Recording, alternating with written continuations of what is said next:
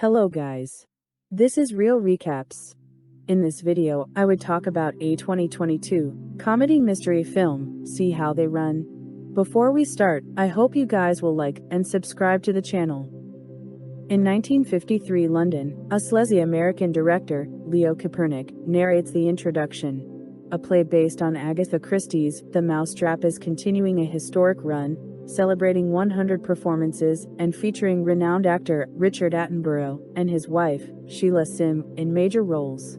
Kopernik has been hired by producer John Wolfe to allow him to direct the film adaptation. Kopernik is also shown to butt head with the play's writer, Mervyn Cocker Norris, over the direction of the film. During party, Kopernik's drunken behavior towards the female lead, Sheila, leads to a fist fight with Attenborough. Kopernik goes to the bathroom to wash himself off. When he goes to change his cloth, he sees a suspicious shadowy figure by the window, but it is just a mannequin. Then an actual man whacks Kopernik across the face with a ski.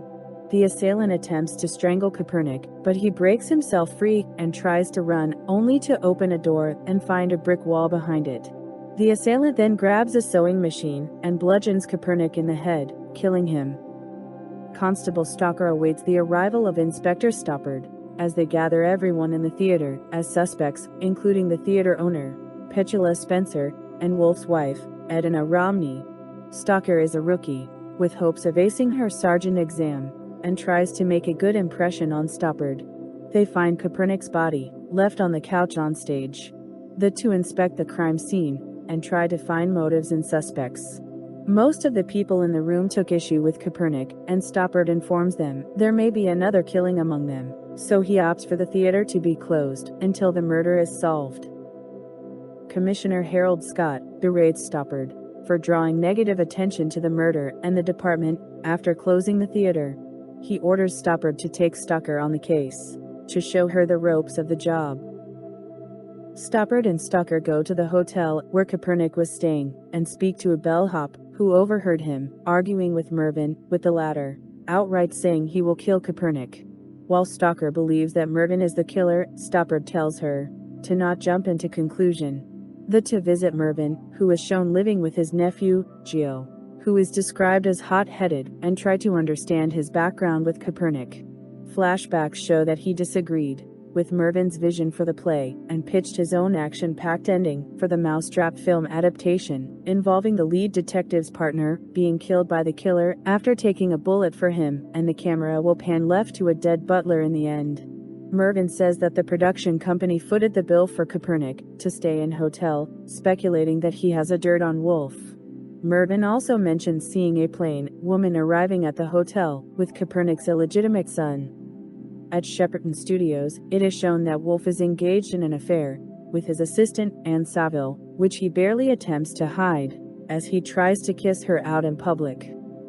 The duo stops in an alley as Stoppard claims he is going for a dentist appointment. Stalker spots him walking out of a pub and appears disappointed with him.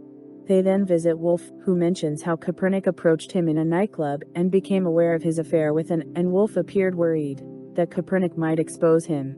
After they leave, Stoppard mentions walking into the pub, but Stalker simply tells him he can trust her with anything he needs to tell her. The two go home, where Stalker lives with her two children and Stoppard lives with his alcohol. The following day, Scott encounters the duo and says he is desperate for good news.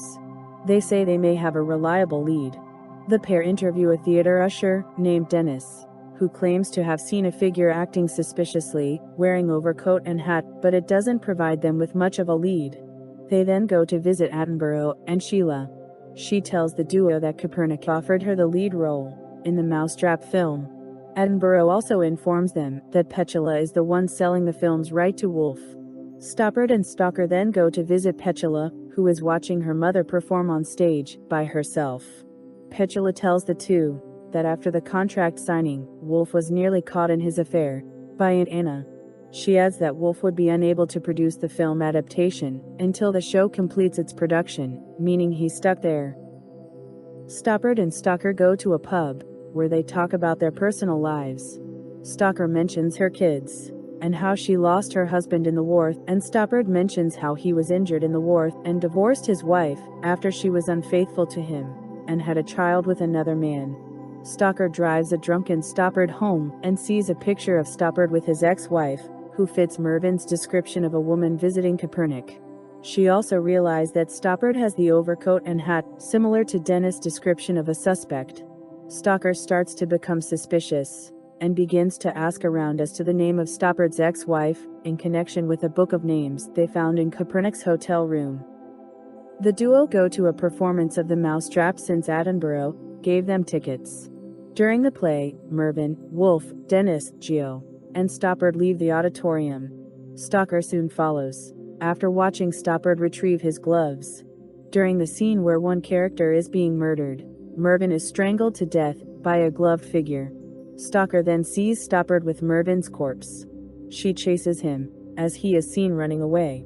When Stoppard stops at the exit of theater, Stalker knocks him out. He appears in a sort of limbo state where he finds Kaepernick behind a bar asking if anybody was sad about his demise. Stoppard doesn't respond, which doesn't surprise Kaepernick. Stoppard approaches a door guarded by Dennis, who won't let him through without a ticket. He peeks through the door and sees what appears to be Mervyn being stuffed by a taxidermist. Stoppard awakens in a prison cell with Stalker and Scott. They accuse him of murder and say they have found his ex-wife, Joyce, supposedly the same woman that Mervyn had seen. Stalker believes Stoppard killed Kaepernick because his wife had cheated on him with Kaepernick. A woman named Joyce shows up, but Stoppard says that is not his Joyce, so he is let go. Stalker escorts Joyce home and asks her questions about when she went to see Kaepernick with their son. Joyce mentions that Kaepernick had a fight with a tall guy with an accent like a village idiot. Meanwhile, Stoppard suspects Gio, since Mervyn had mentioned him to be a taxidermist and he believes he had a motive to kill both Mervyn and Kaepernick. Stoppard ends up finding news articles on two young brothers, one of whom died. Stalker goes into a suspect's apartment where she sees an invitation card to Agatha Christie's residence. She meets with Stoppard, with both figures out that Dennis is the killer. Stoppard tells Stalker to go to the police station, while he goes to Agatha's residence to catch the killer, but Stalker follows him from behind. Meanwhile, Attenborough, Sheila, Wolf, and Ann arrives at the home of Agatha Christie. The stuffy butler, Fellows, attempts to deny them entry despite an invitation, but Agatha's husband, Max Mallowan, allows them in. Soon, Petula and her mother join in.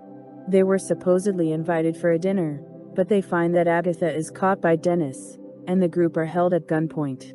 Petula's mother recognizes him as Dennis Corrigan, whose younger brother died when they were children, due to neglect. He wanted to stop the play from continuing because he thought it was an exploitation of his tragedy, so he killed Kaepernick to stop the film from being made, and Mervyn for writing it.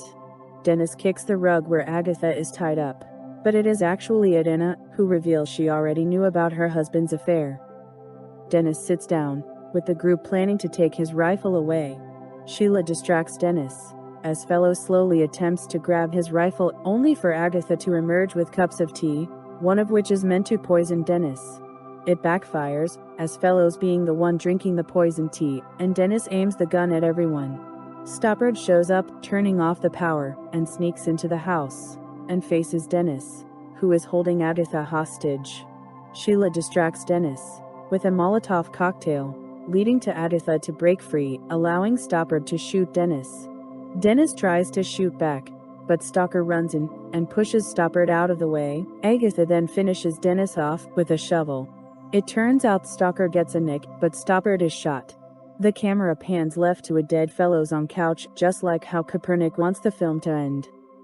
In the epilogue, Kaepernick narrates that Stalker aced her sergeant exam. Stoppard was awarded a medal for his heroics, and Scott was given a knighthood. Stoppard and Stalker return to watch The Mousetrap. As Stoppard addresses the audience, Stalker asks him to be quiet, because she missed the ending last time. The end. Thanks for watching.